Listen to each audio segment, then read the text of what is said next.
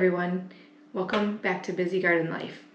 As we discussed last week, our garden planning and setting our garden out, I am now ready to start my seedlings for my flowers. I'm starting them really early this year because I want them to be able to start blooming when I start planting them in the ground in May. That way they're ready for the bees to actually start pollinating and getting active.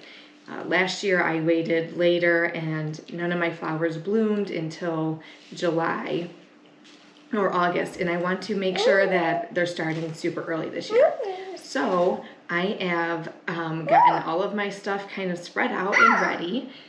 As you'll see here, I have my trays and my flowers. You want to get some seed starting potting mix. Make sure it's the seed starting. I like to use these fancy containers here. They kind of come apart so that there's a drip tray. And also these have inserts where when you're ready to transplant them, you just kind of pop them out and they're easy to transplant your seedlings into a bigger pot. So for them to continue to grow. It's nice for them to start in here so that they can establish roots and get a little bit bigger, and then you can transplant them in just a couple weeks. So what I'm going to do is I kind of just have my assembly line. I have my sunflowers. I'm going to do like a whole tray of sunflowers, which is 36. I have calendula, which I'm going to do a whole tray of that, a whole tray of marigolds, and then I have 2 trays of zinnia, and the zinnias are, I have 4 different type of zinnia actually. Actually 5 different type of zinnia. Here at the end, I have already started one.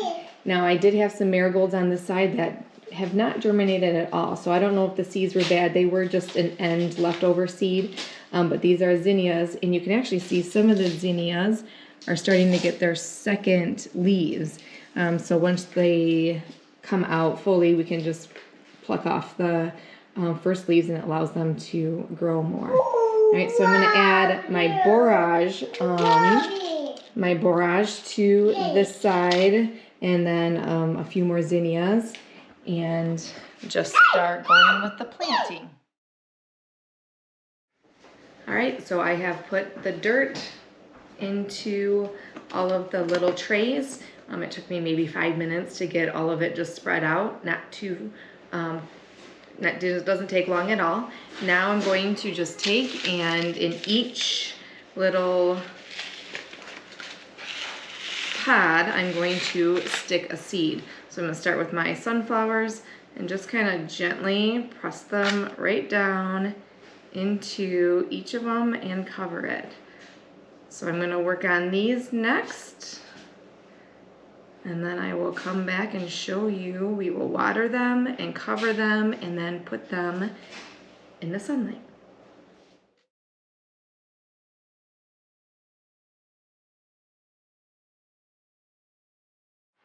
Okay, so I'm on the last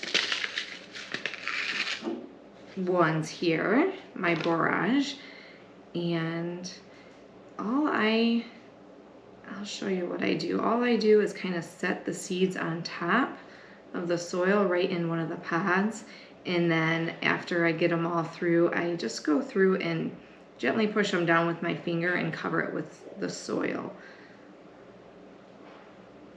So I'll kind of show you here.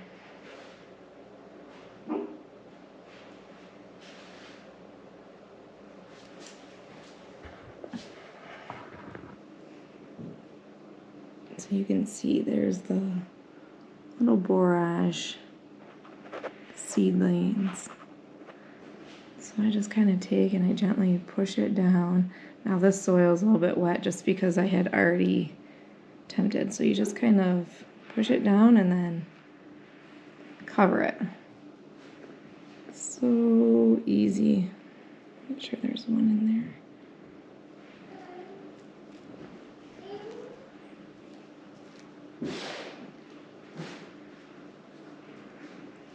really overall, I just did 6 containers with 36 flowers in each of them. And it took me maybe 10, 15 minutes to do that. So really, it doesn't take too long when you have a system going. You could do it outside. I just did it in the kitchen and I'll wipe off the counter. It's not that big a deal. But now that we have them all planted, what we're going to do is we're gonna water them just a little bit, add a little bit of water, and then we're going to cover them with saran wrap. The saran wrap kind of helps keep the moisture in the meantime while before the actual plants start going. And once the plants start sprouting, then we'll take the aluminum or the saran wrap off.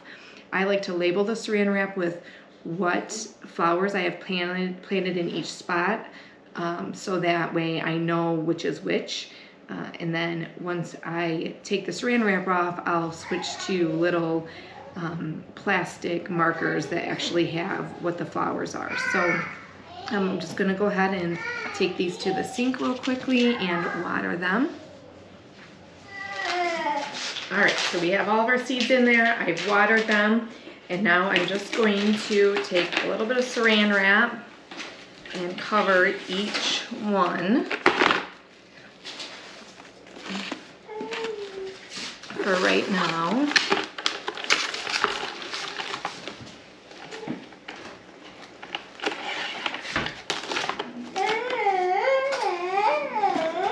Now I'm doing quite a few flowers.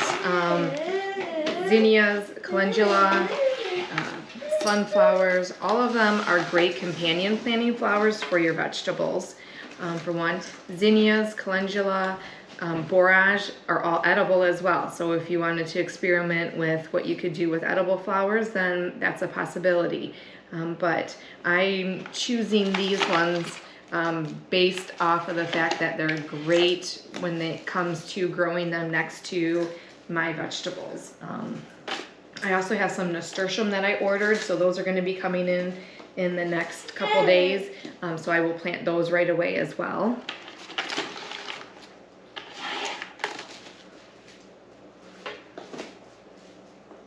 Alright, it doesn't have to be perfect, just as long as it keeps the moisture in a little bit. And then I'm going to label the plastic so that I remember which one is which.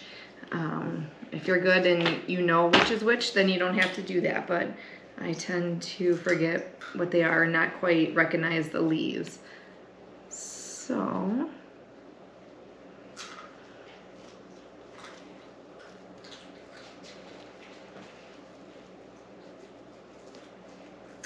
I kind of kept all of the packets right next to it so that I knew which was which.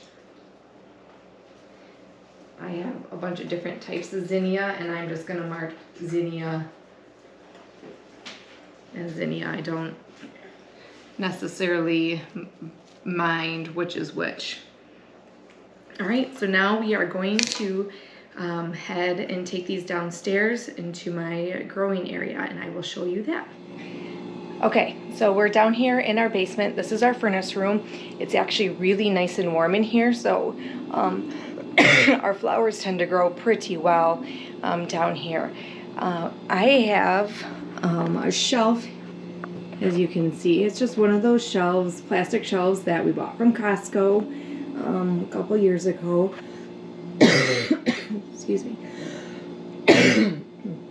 And I have repurposed it to my little grow station.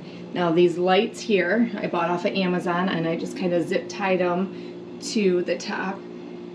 It comes with 4 in a pack, so I have, and it's actually the 4 are on one timer, as you can see. So these are nice because it's a 3, 6, or 12-hour timer.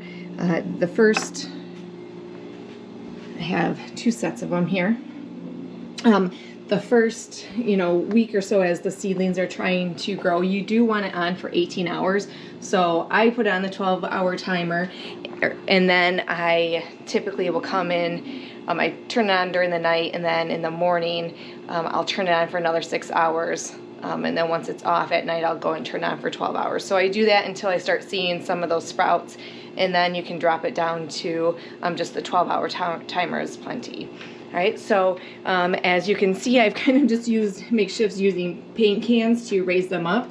You do want your seedlings to be somewhat close to the light. That way it's not growing to reach the light, and it actually establishes roots underneath, okay? I made the mistake last year not realizing that I need to do that, and I had it just kind of flat on the shelf, and all of my sprouts were really long and skinny, and then when I went to transplant them, there wasn't much root there because it was just trying to get to the light. So you need to make sure that they're nice and close to start with, so it establishes that root base.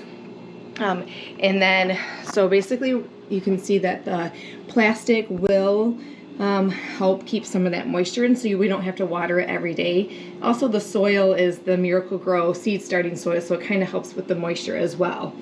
So I have all 6 of my trays here, and we will kind of just keep checking on them daily.